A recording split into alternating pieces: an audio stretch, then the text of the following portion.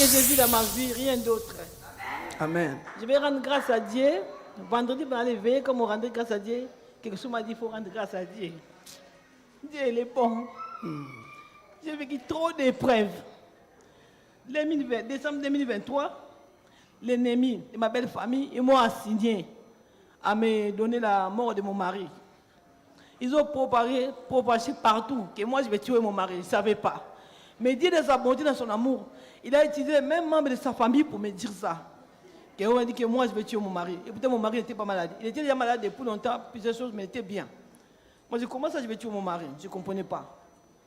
Après, en janvier 2023, d'habitude je ne parle pas. J'ai dit non, vous avez trop fait. J'ai subi, je commence à parler. Moi je dis, vous ne venez pas chez moi. Je ne vois personne chez moi. Même quand on a dit, étant malade tout le temps, personne ne vient. Comment vous dites que je vais tuer mon mari? Comment vous dites que j'ai maltraité mon mari? Janvier 2024, mon mari a fait AVC. Il ne marchait pas, il ne parlait pas, il ne bougeait pas. On était parti à l'hôpital. Mais Dieu a dit dans sa parole, si on forme des complots, cela ne viendra pas de moi.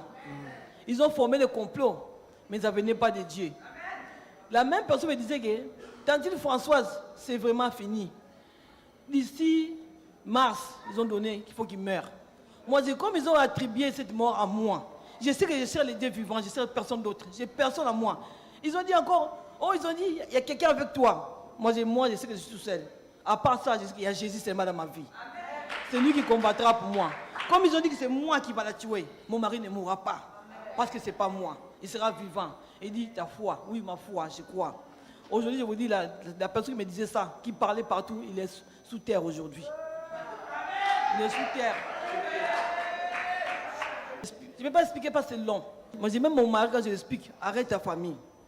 Mon mari rigolait. Mais je ne sais pas si c'était déjà parce qu'il rigolait. J'ai pleuré, j'ai appelé le pasteur. Le pasteur me dit, t'inquiète, tu n'es pas tout seul, il y a Jésus avec toi. Amen. J'ai tenu cette parole-là, je ne dormais pas, j'ai pleuré.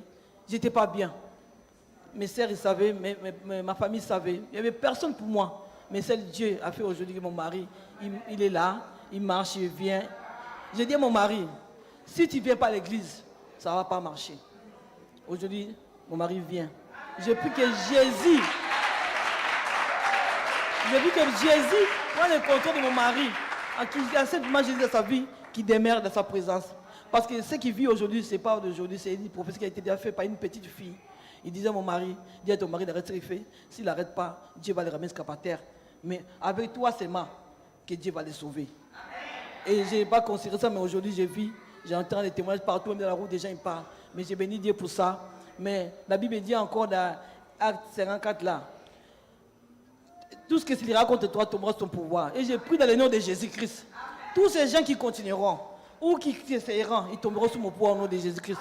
Car Dieu n'est pas un homme pour mentir, ni le fils de l'homme pour se faire de sa parole. Ce que Dieu est vrai s'accomplira certainement au nom de Jésus-Christ. Amen.